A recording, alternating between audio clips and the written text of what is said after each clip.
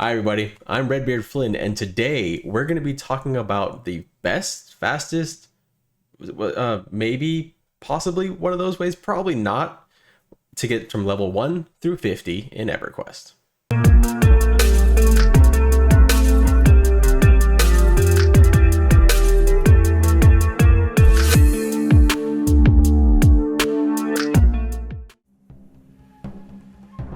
You see this zone?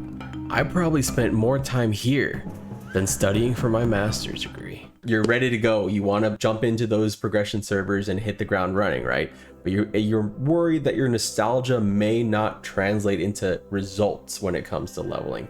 Well, I'm here to help with that. I've talked to some friends, I've looked on some guides, and I've tried to pull kind of some of my best experiences that I had leveling in classic EverQuest as recently as Rizlona, which was last year, maybe, I think, just this year, it's something. It was 2020. That whole year is like so that was my most recent experience going from 1 through 50 in classic, and these two servers are looking to be very similar in a lot of ways, and we're gonna kind of go through step by step which zones I kind of lean towards. That doesn't mean that these are the best and only zones. There is a surprising amount of content in EverQuest in kind of that middle range of the 20s to the 30s, 40s. Once you get into the 40s though, it narrows way down to a very small select few zones that are viable. You can find random places here and there, but really there is a path that you go through. So the very first levels, 1 through 10, maybe even 1 through 15, are going to be pretty self-explanatory. Wherever you start in the game is really where you're going to level.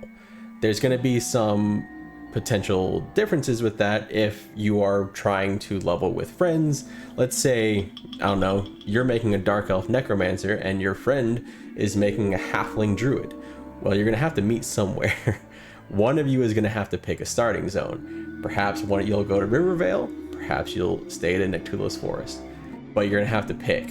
So it's one of those things where the starting zones will vary based on what race and class you pick, and kind of your next zone may also vary.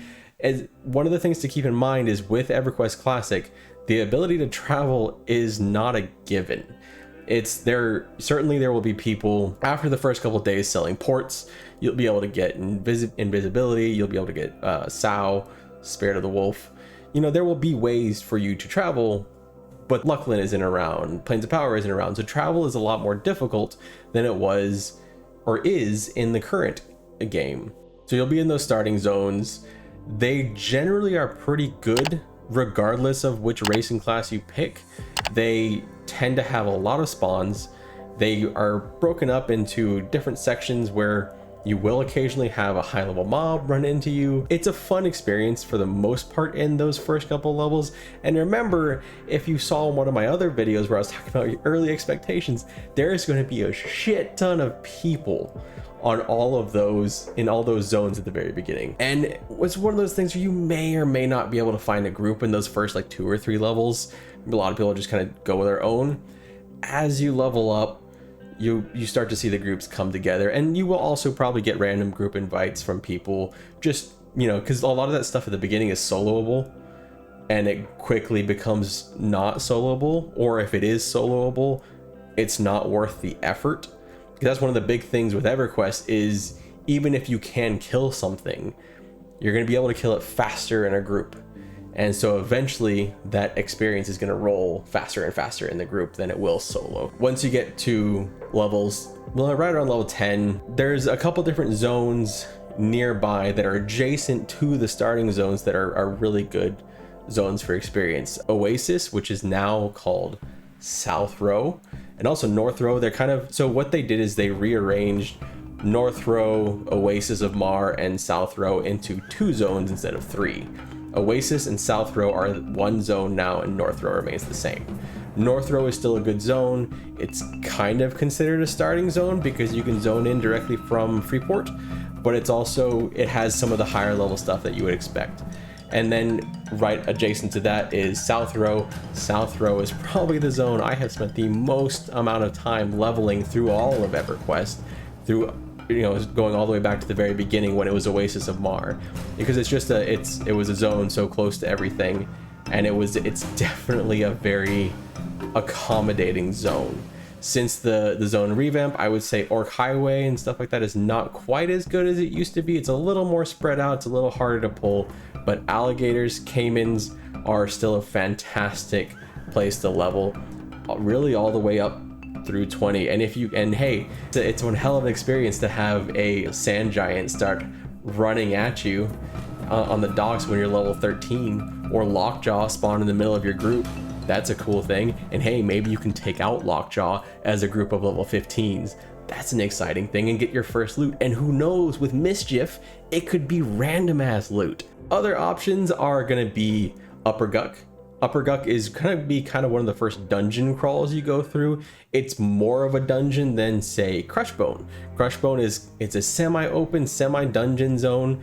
These are zones that are all over the place. So really, you're probably gonna pick the zone that is close to you rather than the zone that you want to go to, unless you're willing to hitch a ride with a wizard or a druid, or make the journey by boat. Which, one thing to keep in mind, if you are an older player, the boats are in, but there are translocators which can instantly transport you from one dock to the next dock. So it's a much faster thing than waiting for the boat for, I don't know, I forget how far it was, how long it was, maybe 10-15 minutes. So it does speed it up a little bit. That some people will say that ruins the immersion, but when you're trying to get things done, it's still helpful. One of the other zones, a big zone that is tied to those boats, is going to be Ocean of Tears. And Ocean of Tears is an interesting zone because there are so many different islands within the zone. Let me pop up a map right here. So within this map, you can see that there's very different places where you can level at all kinds of different levels, starting with the sirens at level, I think I did sirens at like level 12 or 13. I didn't know what I was doing. And then there's the Gargoyle Island, which is a very popular island, partially because the gargoyles on that island will drop gargoyle eyes, which sell for, I believe, 1 to 2 platinum, which is a lot early in the game. And then you go to goblins. Goblins have drop skins for research, for spells. You can buy certain spells on one of the goblin islands, and it keeps going up there. So Ocean of Tears is gonna be a zone you probably spend a decent amount of time in on the progression server in Classic, and it keeps on going all the way up to Cyclops, and really one of the best, if not the best, camps to get to level 50 at the end. Boring as hell camp, but really good at camp. So backtracking a little bit, let's say you're level 15, maybe 20.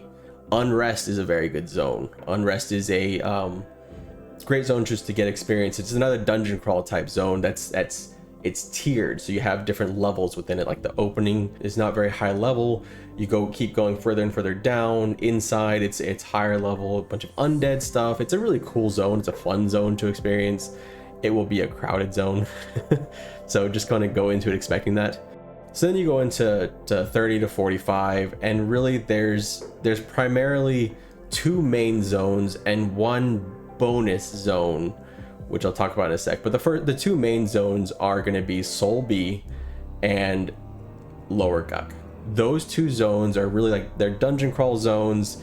If I was forced to pick one to level in, I would go with Lower Guck. I feel like Lower Guck might have maybe a little bit faster kills. I think Soul B has more healing. It slows down the kills a little bit, but there's also different things to consider, which is loot. But with Mischief, we don't know how that's going to play out, so we'll see. The bonus zone is actually in Lava Storm. So I don't know exactly when this was added, but it's been in every progression server so far. It's the swirling smokes and basilisks that are in Lava Storm, kind of just behind the entrance to Soul B. It's a little canyon, and it can really support at most 2 groups, maybe 3 if it's a little bit slower on the groups. but it's not a huge area, but the kills are pretty fast. The baskets can be kind of a pain. They have a really long stun.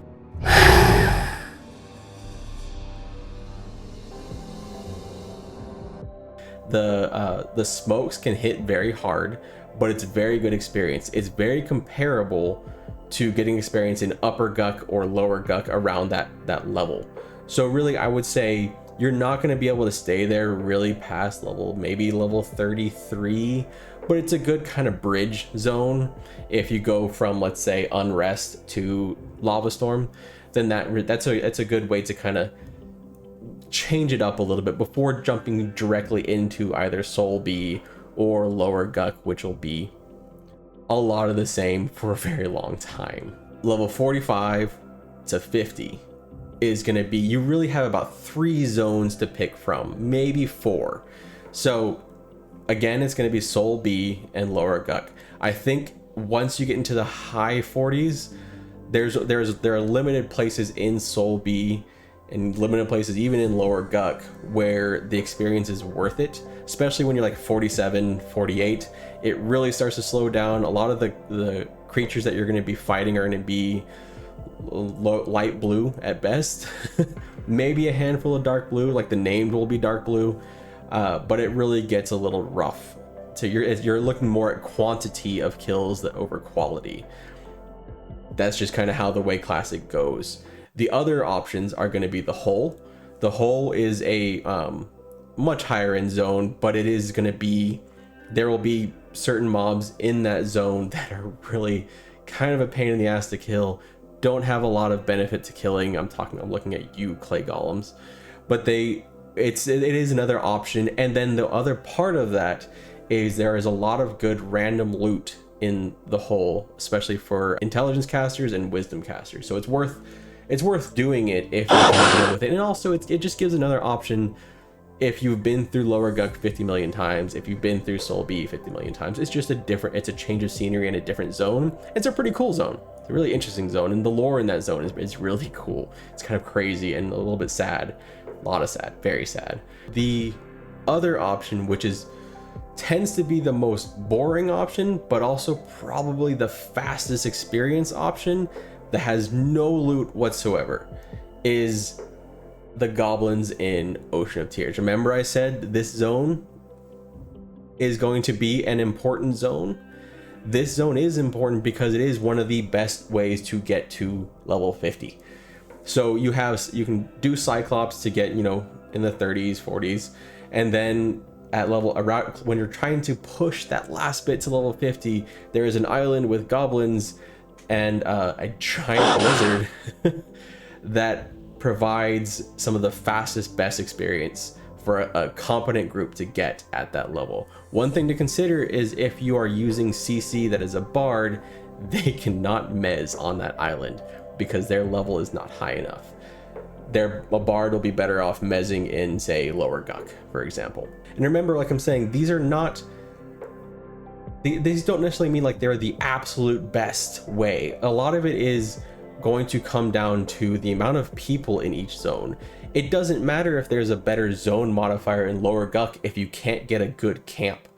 You're still just going to want to be getting experience. So really what I would also stress in this, even though we're kind of laying out a pathway to level 50, go where there's groups, go where you can get a camp. Also consider drops. Drops are going to be the wild card with this server because we don't know what the camps will be. You might see a rearrangement of the importance of camps going with more named versus certain named, because then you can get more chances at loot. And remember, the way that they have worded the random loot thing is the loot will be on similar level mobs. So we don't know entirely what that means. We'll find out probably within the first day or 2 days of Mischief and Thorneblade. But some of the other options, level 25 to 30, you have Solosec A. This is a kind of an interesting zone with clockworks and goblins and things like that. It's it's a fun zone and it has a lot of important things in it and a lot of important drops.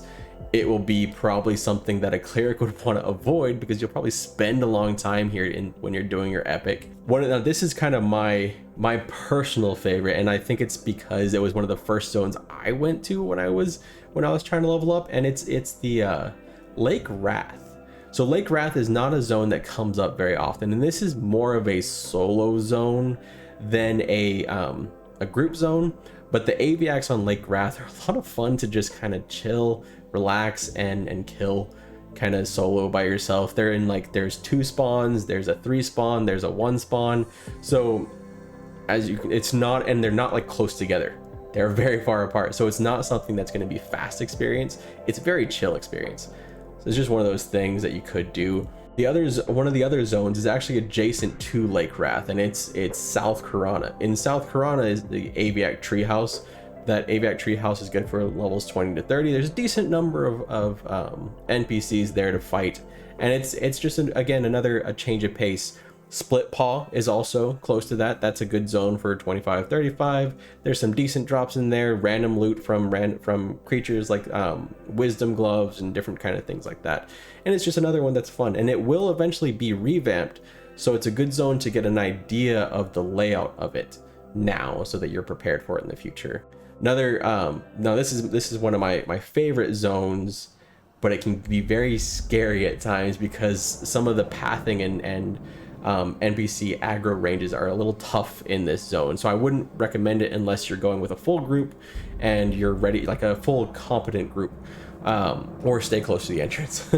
But Mistmoor is a really cool zone, and it's probably one of the zones that ties to some of the most lore in the game as you proceed through expansions compared to some of the other ones. It's a really fun zone, and again with the loot, I keep going back to that. We don't know how crazy it's going to be, but one of the most prized items, the Hooded Black Cloak, comes from Mistmoor.